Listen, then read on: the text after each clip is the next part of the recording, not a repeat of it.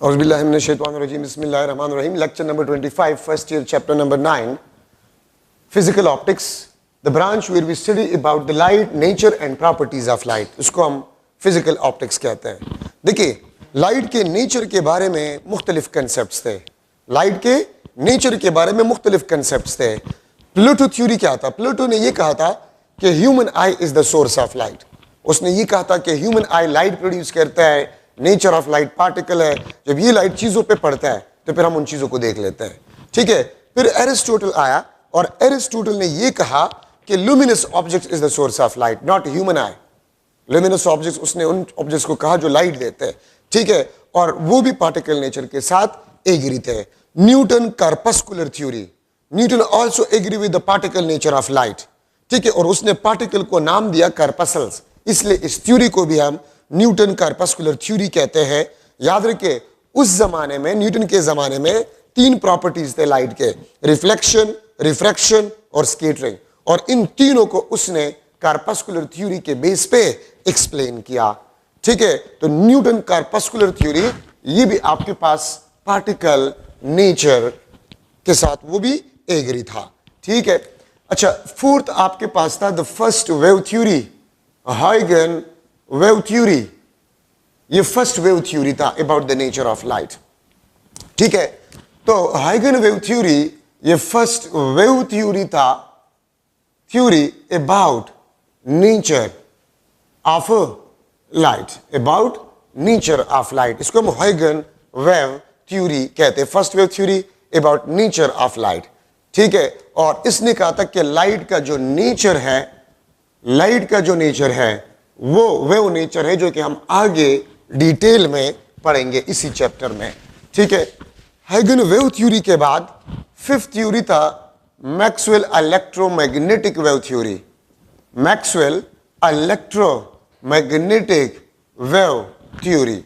ठीक है. उसने ये कहा था कि light is composed of electric and magnetic fields.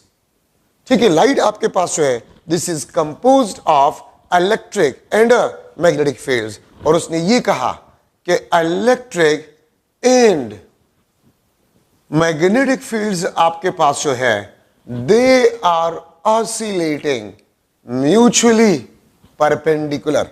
ठीक है. ये म्यूचुअली परपेंडिकुलरली ऑसिलेट करते हैं. उसने ये कहा कि इलेक्ट्रिक फील्ड और मैग्नेटिक फील्ड वेरिएशन, अगर इलेक्ट्रिक फील्ड वेरिएशन होगा तो वो मैग्नेटिक फील्ड को प्रोड्यूस करेगा, और अगर मैग्नेटिक फील्ड वेरिएशन करेगा वो इलेक्ट्रिक फील्ड को प्रोड्यूस करेगा.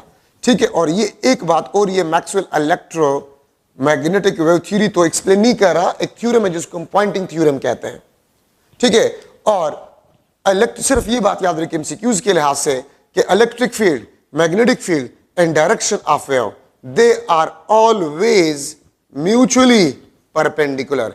ये हमेशा आपके पास म्यूचुअली परपेंडिकुलर होते हैं. Electric field, magnetic field and direction of a propagation of light, they are always mutually perpendicular.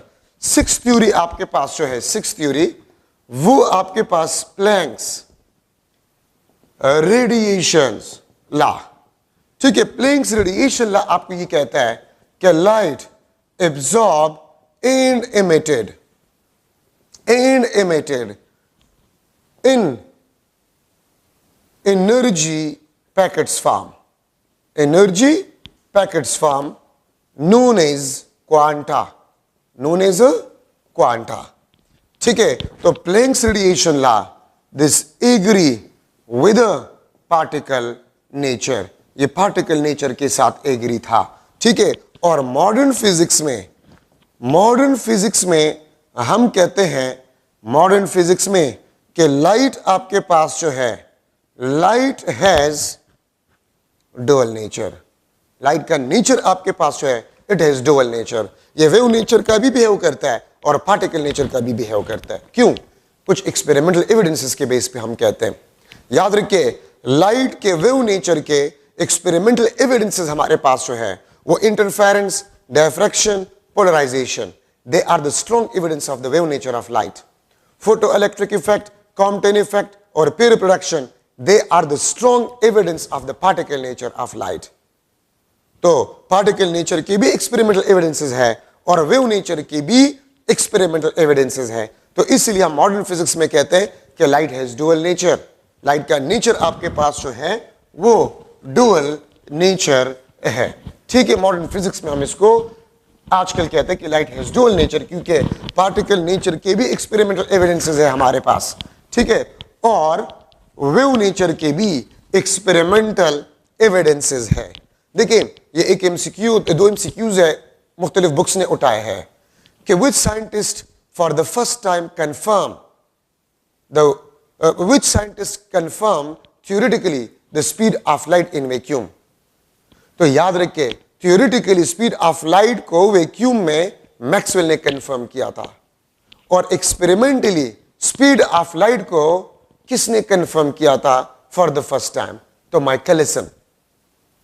Maxwell ने थियोरेटिकल स्पीड ऑफ लाइट को फर्स्ट टाइम जो है वो प्रूव किया था, ठीक है, कंफर्म किया था, और एक्सपेरिमेंटली स्पीड ऑफ लाइट को वैक्यूम में माइकलसन ने कंफर्म किया था। माइकलसन, ठीक है, ये एमसीक्यू आप अपने पास नोट करें। ठीक है, अच्छा, अभी हम स्टार्ट कर रहे हैं वेव फ्रंट। वेव फ्रंट आपके पास है द पाथ या पार्ट या locus of wave where particles has same phase of vibration, same phase of vibrations। Wave front किसी भी वेव का वो पाथ या वो पार्ट या लोकस, ग्रीक लैंग्वेज में लोकस पाथ को कहा जाता है, जहां पर phase of vibration of particles का क्या हो? सेम हो। मैं स्टूडेंट्स को मिसाल लेता हूं, class front. Class front, class के स्टूडेंट्स का सबका फ्रंट वो व्हाइट बोर्ड की तरफ होता है, तो वो क्लास फ्रंट कहलाता है। तो वेव फ्रंट वो पार्ट, वो पाथ या वो लोकस जहां पर पार्टिकल्स का फेज ऑफ वाइब्रेशन क्या हो? सेम हो, उसको बेसिकली हम वेव फ्रंट कहते हैं। इसको हम क्या कहते हैं? वेव फ्रंट कहते हैं। ठीक है, number first spherical wave front. Second आपके पास जो है प्लेन वेव फ्रंट। थर्ड आपके पास जो है सिलेंड्रिकल वेव फ्रंट। ठीक है, स्फेरिकल वेव फ्रंट, अगर particles lie on spherical surface, ठीक है, और मैं ब्रैकेट में लिख लेता हूं इमेजिनरी, अगर पार्टिकल्स जो है वो इमेजिनरी सरफेस ऑफ स्फीयर पे लाई करे, उसको हम स्फेरिकल वेव फ्रंट कहते हैं। और ये बात याद रखिए, पॉइंट सोर्स, ये भी एमसीक्यू पॉइंट है, point source produces spherical wave front. ठीक है, प्लेन वेव फ्रंट, अगर particles lie on imaginary surface of a plane, on imaginary surface of plane, इसको हम प्लेन वेव फ्रंट कहते हैं। ठीक है, और ये बात याद रखिए, spherical wave front at far distance becomes plane wave front। spherical wave front आपके पास जो है वो far distance पे प्लेन वेव फ्रंट का बिहेव करता है। ठीक है, ये आप देख सकते हैं, ये आपके पास स्फेरिकल वेव फ्रंट है, इसका अगर इतना पार्ट आपको नजर आ रहा है तो ये आपके पास प्लेन वेव फ्रंट है। ठीक है, तो स्फेरिकल वेव फ्रंट अगर particles imaginary surface of a sphere पे लाई कर रहे हैं तो फिर वेव फ्रंट को हम स्फेरिकल वेव फ्रंट कहते हैं। प्लेन वेव फ्रंट अगर पार्टिकल किसी इमेजिनरी सरफेस पे लाई कर रहे हैं, अगर आप एक रॉड को ले, रॉड को, और आप उसको वाटर में पीरियडिकली डिप करें तो प्लेन वेव फ्रंट वो प्रोड्यूस करेगा। Spherical wave front at far distance plane wave front बन जाता है। जिस तरह आपको जमीन नजर आता है, ठीक है, प्लेन नजर आता है आपको, लेकिन जमीन स्फेरिकल का है बेसिकली। ठीक है, तो इस तरह spherical wave front at far distance वो आपको प्लेन वेव फ्रंट नजर आता है। ठीक है, सिलेंड्रिकल वेव फ्रंट आप, अच्छा एक और चीज, अगर कन्वेक्स लेंस के फोकस पॉइंट पे, ठीक है, अगर कन्वेक्स लेंस के फोकस पॉइंट पे आप लाइट सोर्स को रख ले तो ये प्लेन वेव फ्रंट को प्रोड्यूस करेगा। ये plane wave front parallel beam of light, parallel beam of light, ये प्लेन वेव फ्रंट कहलाता है। ठीक है, और अगर पार्टिकल्स आपके पास जो है, particles lie on imaginary surface of cylinder, ठीक है, particles lie on imaginary surface of cylinder, इसको हम सिलेंड्रिकल वेवफ्रंट कहते हैं। किस तरह सिलेंड्रिकल वेवफ्रंट आपके पास किस तरह बनते हैं, इस चैप्टर में याद रखें, आपको स्लिट्स के बारे में आपको बहुत ज्यादा देखने को मिलेगा। स्लिट का मतलब क्या होता है, स्मॉल ओपनिंग, स्मॉल ओपनिंग, ये आपके पास स्लिट, ठीक है, दिस इज स्लिट, ये आपके पास D, opening of the slit, इस डी को हम कहते हैं this is the opening or width of slit, इसको हम ओपनिंग या विड्थ ऑफ स्लिट कहते हैं, ठीक है। और डी आपके पास है, this is comparable to the wavelength of light, D आपके पास है, this is comparable to the wavelength of light. तो स्लिट स्मॉल ओपनिंग। तो सिलेंड्रिकल वेवफ्रंट क्या होते हैं, अगर आप दो या दो से ज्यादा स्लिट से आप प्लेन वेवफ्रंट को गुजार लें तो ये आपके पास इस किस्म के वेवफ्रंट आपको देगा, और इसको बेसिकली हम कहते हैं सिलेंड्रिकल वेवफ्रंट। अगर आप एक सिंगल लाइट के प्लेन्स को दो या दो से ज्यादा स्लिट से गुजार लें तो इस तरह लग रहा है कि ये पॉइंट्स आपके पास जो है ये सिलेंडर पे लाई करते हैं। तो तीन किस्म के आपके पास वेवफ्रंट्स हैं, वो पार्ट वेव का जहां पर पार्टिकल्स का फेज ऑफ वाइब्रेशन आपके पास सेम हो तो उसको बेसिकली हम वेव फ्रंट कहते हैं, ठीक है। रे आपके पास क्या होते हैं, रे आपके पास line which gives us direction of propagation of light. रे आपके पास जो होता है this is always perpendicular to the plane, to the wavefront, sorry, always perpendicular to the wavefront, ठीक है। ये आप देख सकते हैं, लेट्स सपोज ये आपके पास वेव फ्रंट है और ये आपके पास लाइट सोर्स है, तो यहां से आप परपेंडिकुलर ड्रा करें, ये आपके पास रे कहलाता है, ठीक है। ये आपको direction of propagation of light देता है, ठीक है, और ये हमेशा वेव फ्रंट के परपेंडिकुलर होता है। या मैं इस तरह भी लिख सकता हूं, it combines same phase particles, ये सेम फेज पार्टिकल्स को कंबाइन करते या मिलाता है, ठीक है। यहां पर जो पार्टिकल होगा, यहां पर जो पार्टिकल होगा, ठीक है, इनका फेज सेम होगा, इन पार्टिकल्स का फेज सेम होगा। देखिए ये लाइन इसको मिला रही है, ये लाइन इसको मिला रहे हैं, इसको हम रे कहते हैं। और कॉम्बिनेशन ऑफ रेज उसको हम पेंसिल कहते हैं, ठीक है, रेज इसको हम क्या कहते हैं, पेंसिल कहते हैं, ठीक है। अच्छा, monochromatic light,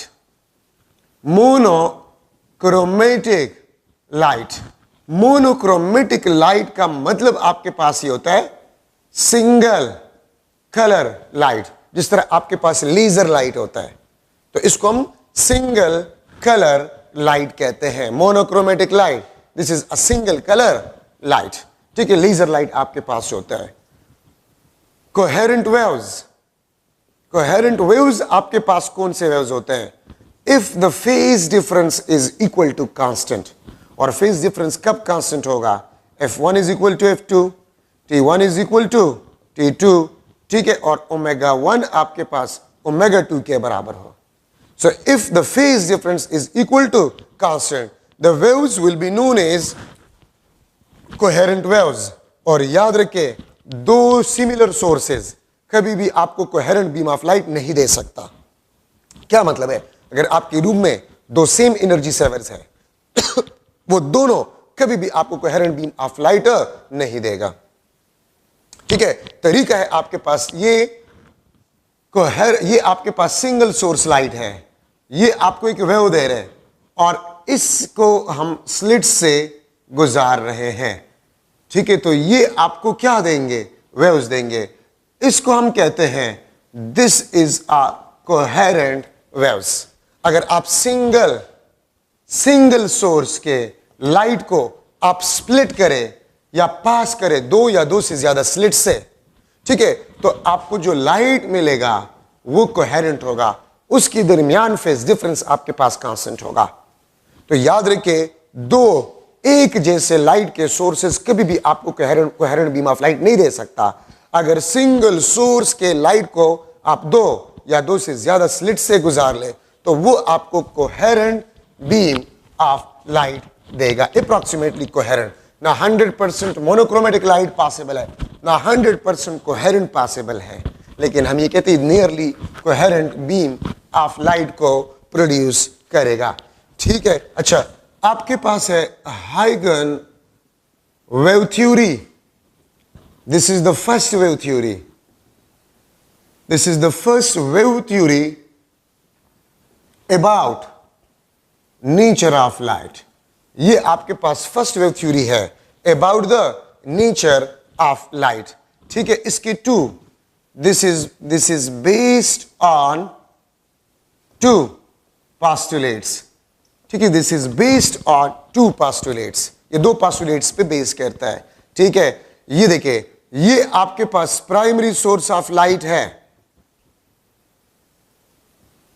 this is the primary source of light. ये आपको प्राइमरी वेव फ्रंट देता है। ये आपको क्या देता है? ये आपको प्राइमरी वेव फ्रंट देता है। ये आपके पास primary wave front, primary wave front वो वेव फ्रंट होता है जो प्राइमरी सोर्स आपको देता है। तो हाइगन ने क्या कहा?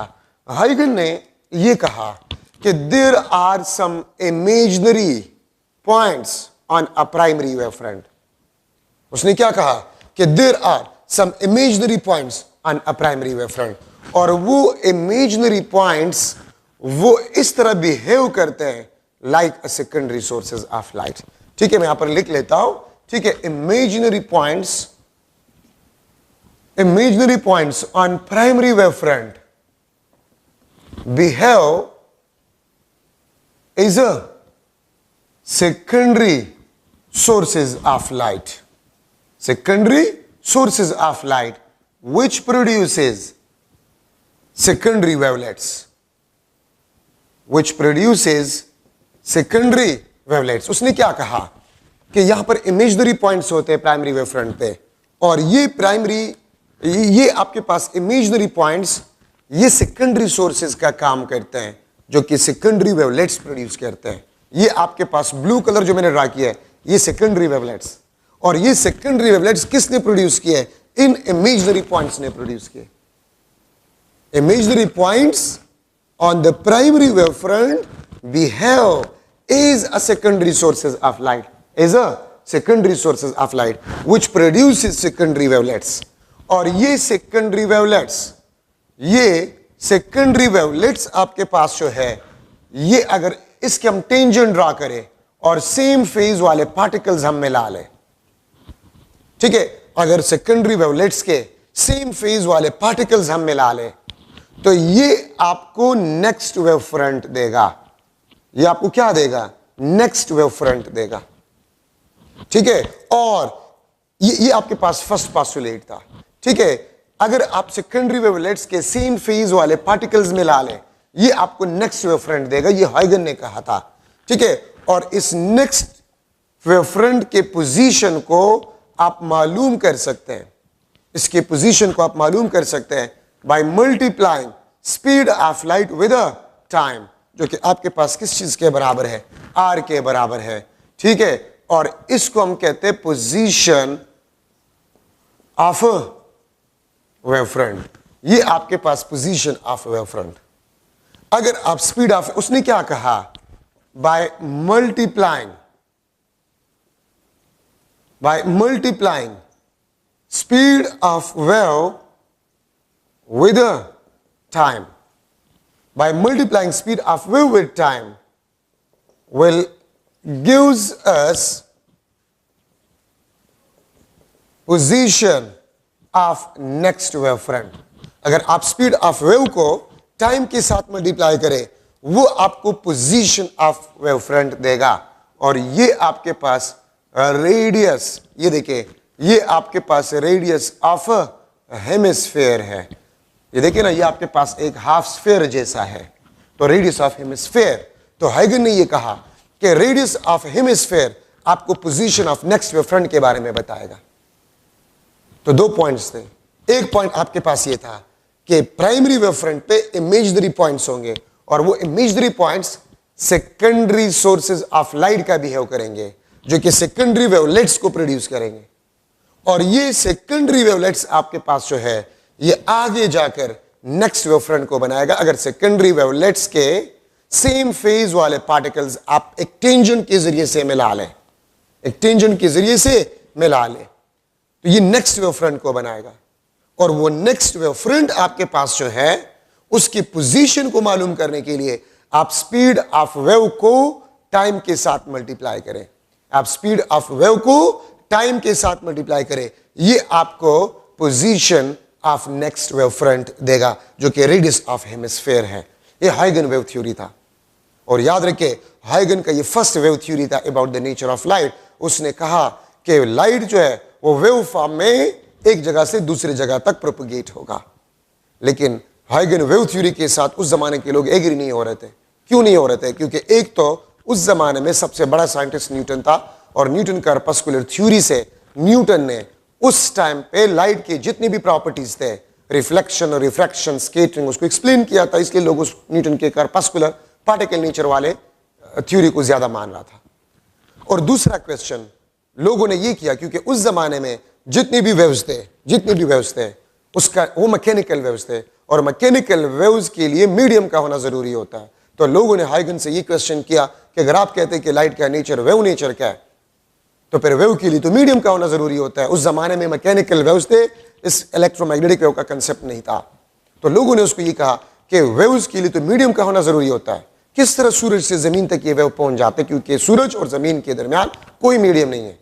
तो फिर हाइगन ने इसका जवाब लोगों को ये दिया कि इस यूनिवर्स में एक परपेचुअल ईथर, एक परपेचुअल मीडियम है जिसको परपेचुअल ईथर का नाम दिया गया। और हाइगन ने यह कहा कि perpetual ether is responsible for the propagation of light in this universe. लेकिन आज तक ऐसा कोई मीडियम ऑब्जर्व नहीं हुआ, ठीक है, जिसके लिए किसी मीडियम का जो कोई मीडियम हो और वो इसको प्रोपेगेट कर रहा हो। तो इसलिए वो भी आज तक एक्सपेरिमेंट ये हमें बता रहे हैं कि there is no such medium present in this universe which is responsible for the propagation of light. ठीक है, तो ये हाइगन वेव थ्योरी था about the nature of light, ठीक है, जो कि फर्स्ट वेव थ्योरी था about the nature of light.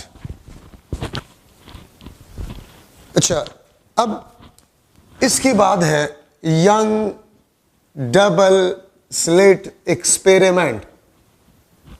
Remember, this is the first experiment which confirm wave nature of light. Yeah, Huygens wave theory. Huygens wave theory को जो है Young double slit experiment ने for the first time confirm किया था। ठीक है, wave theory for the first time किसने दिया था? हाइगन ने। एक्सपेरिमेंटली किसने कंफर्म किया था? यंग डबल स्लिट एक्सपेरिमेंट से। ठीक है, यंग डबल स्लिट एक्सपेरिमेंट इसको हम क्यों कहते हैं? अगर ये आपके पास एक लाइट सोर्स है, ठीक है, हमें लाइट दे रहे हैं, उसने दो स्लिट्स इस्तेमाल किए, उसने दो स्लिट्स इस्तेमाल किए, ठीक है, एक लाइट वेव यहां से, दूसरा वेव यहां से, और ये यहां पर अगर मैं कह दूं यहां पर स्क्रीन है, ये आपके पास क्या है? स्क्रीन। This is screen. तो देखिए इस पॉइंट पी पे डार्क फ्रिंज बनेगा कि ब्राइट फ्रिंज बनेगा? तो याद रखिए, जब तक आपको पर डिफरेंस के बारे में पता ना हो, जब तक आपको पर डिफरेंस के बारे में इल्म ना हो या फेज डिफरेंस के बारे में इल्म ना हो, हम कुछ नहीं कह सकते कि पॉइंट पी पे कंस्ट्रक्टिव इंटरफेरेंस होगा, ब्राइट फ्रिंज हम ऑब्जर्व करेंगे कि डार्क फ्रिंज हम ऑब्जर्व करेंगे। ठीक है, ये बात याद रखिए। हमने इंटरफेरेंस को पढ़ा था, यहां पर मैं लिख लेता हूं, इंटरफेरेंस को मैं लिख लेता हूं। इंटरफेरेंस आपके पास होते वही डिफिनीशन है, the effect produced due to superposition of a wave. ठीक है, the effect produced due to the superposition of a waves, वही डिफिनीशन जो हमने 8 चैप्टर में किया था। यहां पर मैं लिख रहा हूं, लाइट के लिए conditions for steady interference, condition for steady interference. तो स्टीरियो इंटरफेरेंस के लिए कंडीशन आपके पास क्या है? लाइट आपके पास जो है it must be coherent, it must be coherent and monochromatic, it must be coherent and monochromatic. Stereo interference pattern का मतलब आपके पास क्या होता है? यहां पर यंग डबल स्लिट एक्सपेरिमेंट से पहले मुझे इसको करना चाहिए था, लेकिन मुझसे भूल गया, तो इसलिए मैं यहां पर करवा रहा हूं। इसके बाद फिर वापस आते हैं यंग डबल स्लिट एक्सपेरिमेंट की तरफ। ठीक है, इंटरफेरेंस को पढ़ते उसके बाद फिर यहां पर वापस आते हैं जो मैंने बात की पार्ट डिफरेंस का। ठीक है, देखिए स्टीरियो इंटरफेरेंस का मतलब आपके पास क्या होता है? स्टीरियो इंटरफेरेंस का मतलब आपके पास ये होता है कि यहां पर कंस्ट्रक्टिव तो हर जगह पर आपके पास कंस्ट्रक्टिव, यहां पर कंस्ट्रक्टिव तो हर जगह पर आपके पास कंस्ट्रक्टिव इंटरफेरेंस होगा, अगर डिस्ट्रक्टिव तो हर जगह पर डिस्ट्रक्टिव। इसको हम स्टीरियो इंटरफेरेंस कहते हैं। तो इसके लिए लाइट का कोहेरेंट होना और मोनोक्रोमेटिक होना जरूरी है। ठीक है, अब ये देखिए, इफ डी क्रस्ट क्रस्ट के साथ, ट्रफ ट्रफ के साथ, D is equal to M lambda, और फेज डिफरेंस आपके पास इंटीग्रल मल्टीपल ऑफ 2 पाई, ये m किस चीज के बराबर है? 0 plus minus 1 plus minus 2 and so on. ठीक है, फेज डिफरेंस आपके पास जो है this is equal to n2 pi. ठीक है, n2 पाई ये आपके पास m लेमडा, और m आपके पास ये ऑर्डर ऑफ फ्रिंज को रिप्रेजेंट करता है। ठीक है, m आपके पास जो है ये ऑर्डर ऑफ फ्रिंज को रिप्रेजेंट करता है। तो 0 plus minus 1, 0 order, first order, second order. ठीक है, तो देखिए आपके पास 1 lambda, 2 lambda, 3 lambda, 4 lambda, 5 lambda, जो कि 8 चैप्टर में मैं आपको बता चुका हूं कि अगर path difference integral multiple of wavelength हो, इंटीग्रल मल्टीपल ऑफ वेवलेंथ हो, तो कंस्ट्रक्टिव इंटरफेरेंस होगा 1 lambda, 2 lambda, 3 lambda, 4 lambda, 5 lambda, 6 lambda, तो फिर कंस्ट्रक्टिव इंटरफेरेंस होगा और हम ब्राइट फ्रिंज को ऑब्जर्व करेंगे, ब्राइट फ्रिंज, ब्राइट स्पॉट को हम ऑब्जर्व करेंगे। और अगर फेज डिफरेंस आपके पास इंटीग्रल मल्टीपल ऑफ 2 पाई हो, 2 पाई, 4 पाई, 6 पाई, 8 पाई, तो क्रस्ट क्रस्ट के साथ होगा, ट्रफ ट्रफ के साथ होगा। तो ये कंडीशंस आपके पास है, ये वाले कंडीशन, ये कंस्ट्रक्टिव इंटरफेरेंस का आपके पास है। ठीक है, और अगर डी आपके पास जो है, अगर डी आपके पास m प्लस 1/2 लेमडा हो, फेज डिफरेंस आपके पास वो 2n प्लस 1 पाई, n आपके पास 0 1 2 3, m आपके पास 0 प्लस माइनस 1 प्लस माइनस 2, तो ये कंडीशन आपके पास डिस्ट्रक्टिव इंटरफेरेंस का है। और डिस्ट्रक्टिव इंटरफेरेंस अगर होगा तो हम डार्क फ्रिंज को ऑब्जर्व करेंगे, कंस्ट्रक्टिव इंटरफेरेंस में हम ब्राइट फ्रिंज को ऑब्जर्व करेंगे। अच्छा, ये ऑर्डर ऑफ फ्रिंज को मैं थोड़ा सा आपको बता रहा हूं। 0 ऑर्डर फ्रिंज कौन सा फ्रिंज होगा? याद रखिए, लाइट सोर्स के सामने जो फ्रिंज होगा वो 0 ऑर्डर फ्रिंज होगा। अब देखिए, ये लाइट सोर्स है, इसके सामने जो फ्रिंज होगा ये आपके पास 0 ऑर्डर फ्रिंज होगा। लाइट सोर्स के सामने जो फ्रिंज होगा ये आपके पास 0 ऑर्डर फ्रिंज होगा। ठीक है, इसके ऊपर +1, नीचे -1, ऊपर +2, नीचे -2, +1 हो या -1 हो, इसको हम फर्स्ट ऑर्डर कहते हैं। +2 हो, -2, इसको हम सेकंड ऑर्डर कहते हैं। ये 0 ऑर्डर, ये +-1 फर्स्ट ऑर्डर, ये सेकंड ऑर्डर। अगर इस तरह फ्रिंजेस आपके पास बनते हैं, लेट्स सपोज ये 0 ऑर्डर, ये आपके पास फर्स्ट ऑर्डर, ये भी आपके पास फर्स्ट ऑर्डर, ये आपके पास +2, ये आपके पास -2, ये भी सेकंड ऑर्डर, ये भी सेकंड ऑर्डर।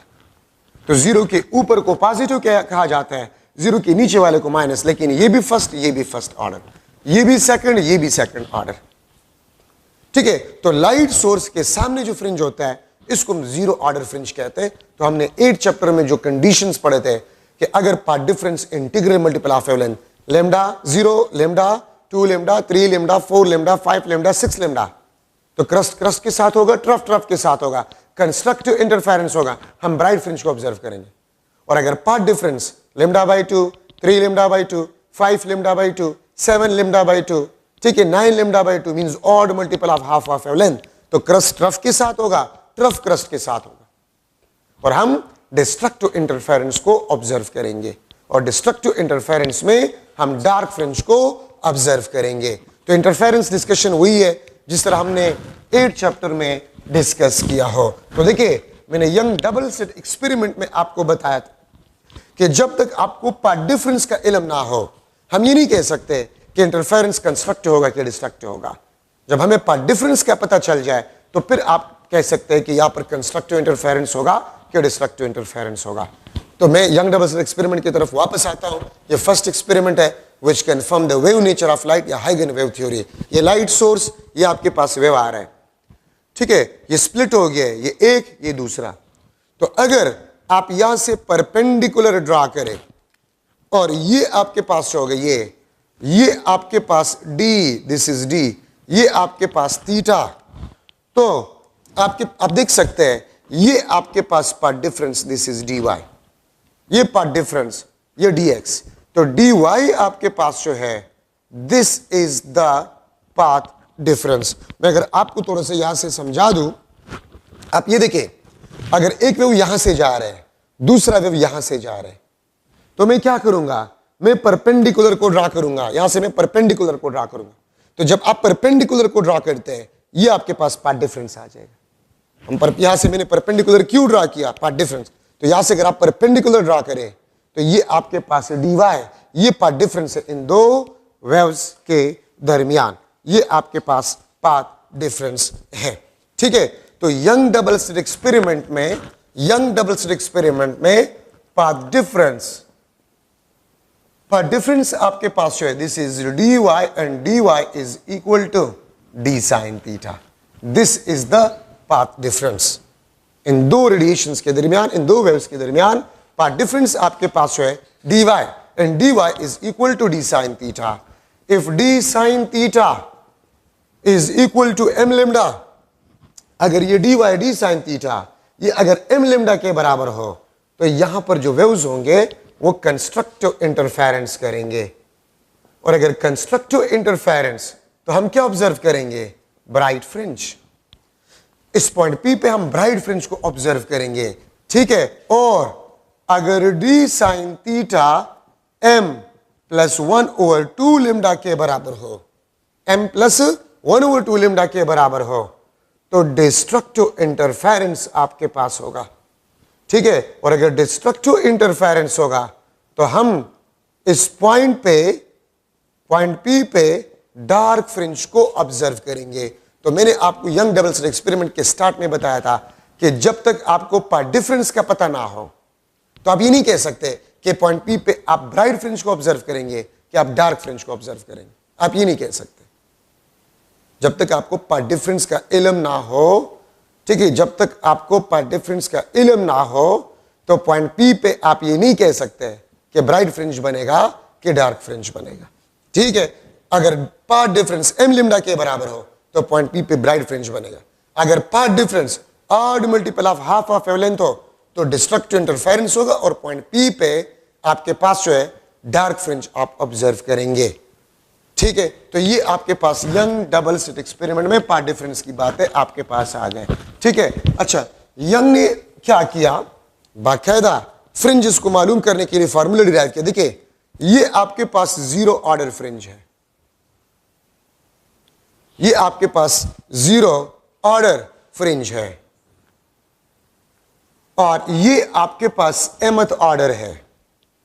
एमथ ऑर्डर कुछ भी हो सकता है, first order, second order, third order, कुछ भी आपके पास हो सकता है, ठीक है। अगर फर्स्ट ऑर्डर हो तो ये 1 होगा, अगर सेकंड है तो 2 होगा। तो मैंने जनरली एमथ ऑर्डर लिख लिया, ठीक है। दिस इज थीटा, याद रखिए ये थीटा और ये थीटा बराबर होता है, ठीक है।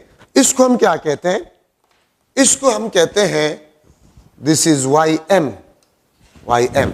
तो मैं हेडिंग दे दूंगा the distance of mth order bright fringe, ठीक है। यंग ने distance of mth order bright fringe के लिए फॉर्मूला डिराइव किया, Y M is equal to M lambda L divide by D, ठीक है। ये आपके पास फॉर्मूला है for the distance of mth order fringe. मैं यहां पर लिख लेता हूं the distance of mth order dark fringe, the distance of mth order dark fringe ym is equal to m plus 1 over 2 lambda l divided by d। देखिए यहां पर आपके पास m lambda है तो कंस्ट्रक्टिव तो ब्राइट, यहां पर आपके पास odd of half of ln तो आपके पास डिस्ट्रक्टिव इंटरफेरेंस तो डार्क फ्रिंजेस। ठीक है, आपके पास क्या होगा, डार्क फ्रिंजेस आपके पास बनेगा। क्या मतलब है इसका, इसका मतलब ये है कि अगर मैं लिख लो लेट सपोज ये आपके पास जीरो ऑर्डर है, ये आपके पास फर्स्ट ऑर्डर, ये आपके पास सेकंड ऑर्डर, ये आपके पास थर्ड ऑर्डर।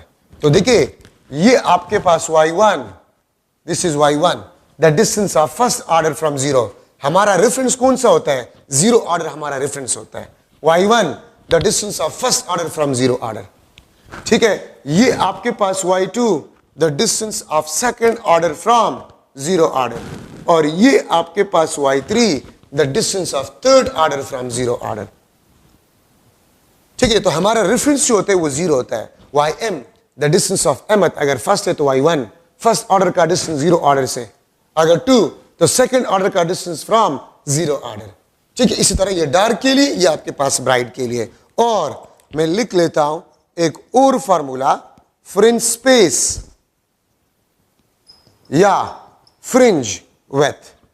फ्रिंज स्पेस या फ्रिंज विड्थ आपके पास क्या होता है, the distance between centres of two consecutive bright or dark fringes। Fringe space का फॉर्मूला आपके पास जो है the distance between centres of two consecutive bright and और टू कंसेक्यूटिव डार्क फ्रिंजेस।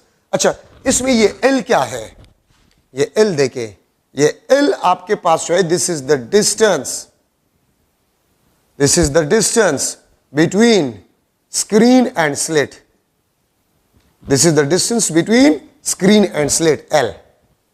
ठीक है, और स्मॉल d आपके पास है ये ओपनिंग ऑफ द स्लिट है जो कि स्टार्ट में मैंने आपको बता दिया है। तो फ्रिंज स्पेस का फॉर्मूला क्या बन जाएगा, delta y lambda L divide by d। ये distance of mth order bright fringe, ये distance of mth order dark fringe, ये आपके पास फ्रिंज स्पेस या फ्रिंज विड्थ। फ्रिंज स्पेस या फ्रिंज विड्थ का मतलब आपके पास क्या होता है, the distance between centres of two consecutive bright और टू कंसेक्यूटिव डार्क फ्रिंजेस। अगर मैं यहां पर लिख लो, ये आपके पास लेट सपोज है डेल्टा y, तो सेंटर टू सेंटर आपके पास डिस्टेंस ये डेल्टा y, और डेल्टा y किस चीज के बराबर है, y2 माइनस y1 के बराबर होगा।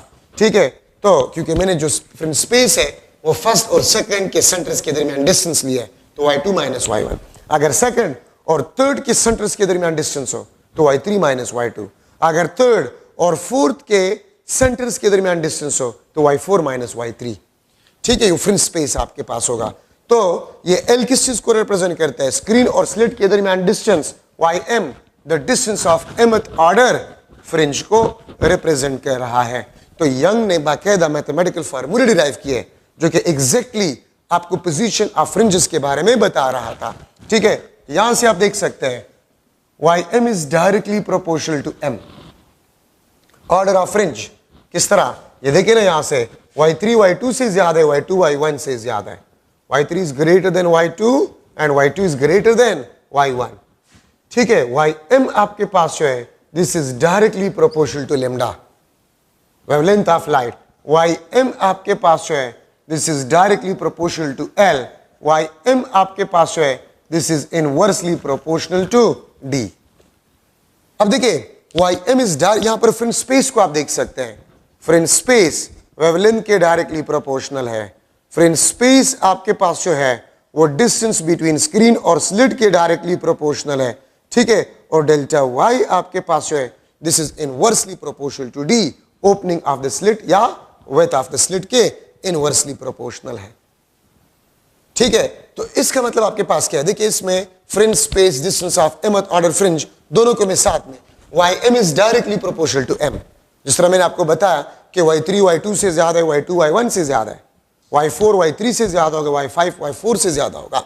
ठीक है, तो ym is directly proportional to m, इसको समझना आसान है। ठीक है, ym is directly proportional to lambda, या delta Y is directly proportional to lambda.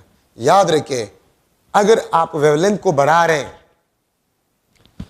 Fringe width या फ्रिंज स्पेस के मुकाबले में, आप वेवलेंथ को बढ़ा रहे हैं, तो अगर आप वेवलेंथ को बढ़ा रहे हैं तो जब स्मॉल ओपनिंग से ये निकलेगा तो ज्यादा स्प्लिट होगा, ज्यादा आपके पास क्या होगा, स्प्लिट होगा।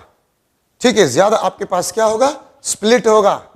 तो अगर ज्यादा स्प्लिट होगा तो फ्रिंज स्पेस ज्यादा होगा, दूर जाएंगे फ्रिंजेस, तो डिस्टेंस ऑफ mth ऑर्डर भी आपके पास बढ़ेगा और फ्रिंज स्पेस भी बढ़ेगा। मैं फिर रिपीट कर रहा हूं, अगर आप वेवलेंथ को बढ़ाते हैं, वेवलेंथ को बढ़ाते हैं, बाकी opening of a slit constant है, तो अगर मैं वेवलेंथ को बढ़ाता हूं और space opening of a slit constant है, तो जब वेवलेंथ उससे निकलेगा तो ज्यादा स्प्लिट होगा लाइट, और अगर ज्यादा स्प्लिट होगा तो फ्रिंज स्पेस भी ज्यादा होगा, distance of mth order fringe भी बढ़ेगा। अगर मैं ब्लू लाइट को रेड लाइट से रिप्लेस करूं, अगर मैं ब्लू लाइट को रेड लाइट से रिप्लेस करूं, तो फ्रिंज स्पेस आपके पास जो होगा वो बढ़ेगा, distance of mth order fringe बढ़ेगा, क्योंकि रेड लाइट का वेवलेंथ ब्लू से ज्यादा है। और अगर आप रेड को ब्लू से रिप्लेस करें तो ब्लू का वेवलेंथ कम है, तो फ्रिंज स्पेस कम हो जाएगा, distance of mth order fringe आपके पास कम हो जाएगा। ठीक है, तो delta Y is directly proportional to lambda, Y M आपके पास है, this is directly proportional to lambda. तो वेवलेंथ से, वेवलेंथ पे भी डिपेंड करता है। अगर आप एल को देखें तो एल आपके पास the distance between screen and a slit. अब अगर आप स्क्रीन को यहां पर रख ले, अगर स्क्रीन को आप यहां पर रख ले, तो एक फ्रिंज आपके पास यहां पर बनेगा, दूसरा फ्रिंज यहां पर बनेगा, ये L1। और अगर आप स्क्रीन को यहां पर रख ले, ये आपके पास L2, तो एक फ्रिंज यहां पर बनेगा, दूसरा फ्रिंज यहां पर बनेगा। तो देखिए ये आपके पास Y1, ये Y2।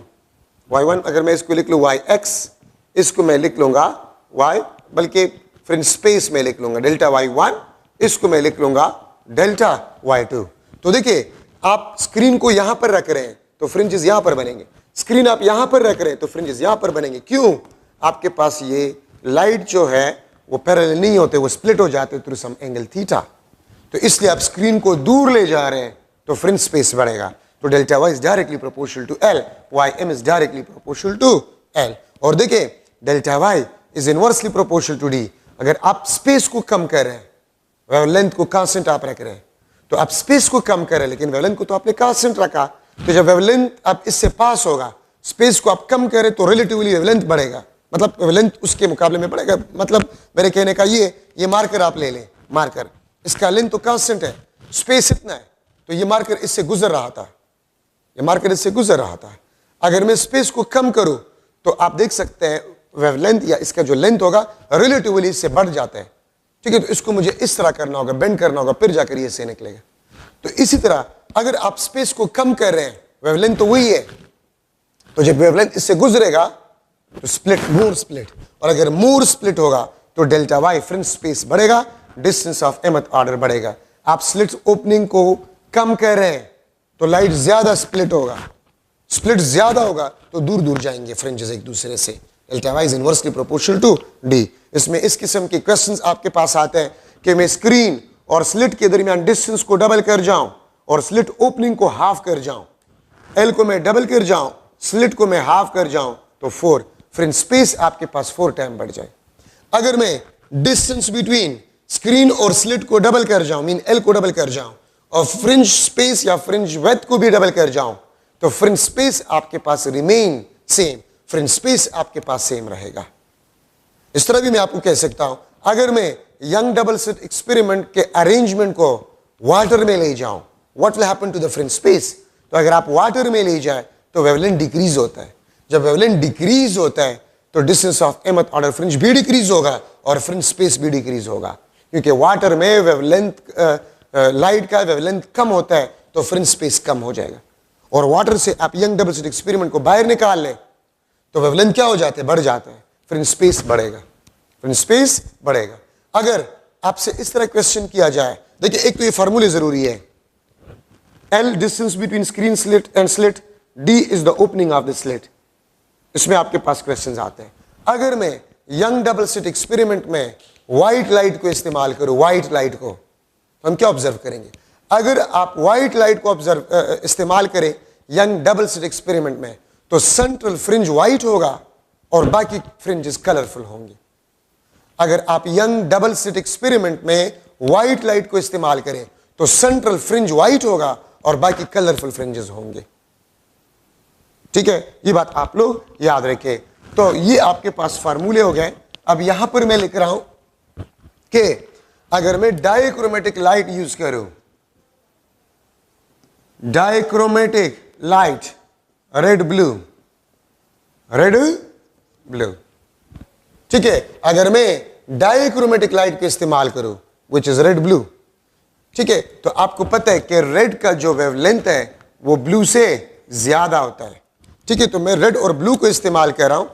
जीरो ऑर्डर आपके पास होगा, ब्लू और रेड का जीरो ऑर्डर एक दूसरे पे ओवरलेप करेगा।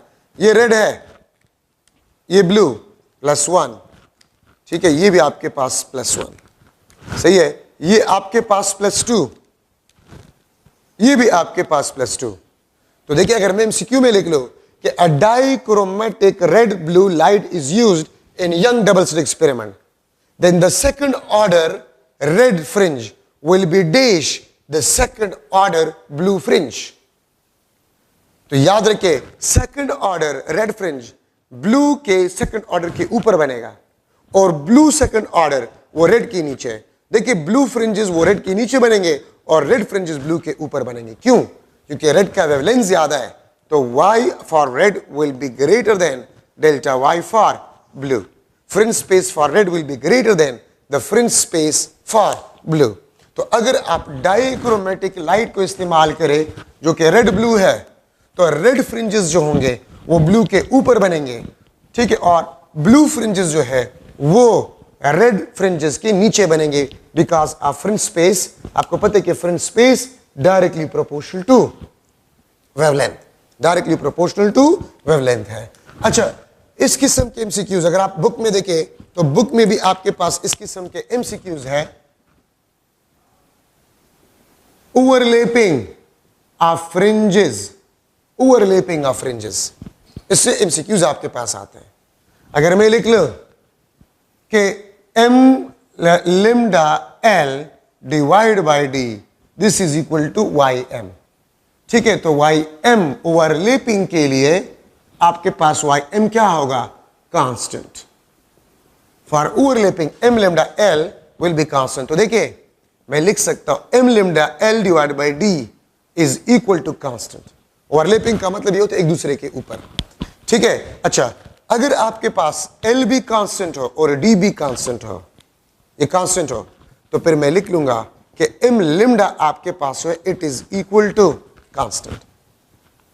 m lambda is equal to constant, और यहां से मैं लिख सकता हूं कि वेवलेंथ आपके पास होगा, ये ऑर्डर ऑफ फ्रिंज के इनवर्सली प्रोपोर्शनल होगा।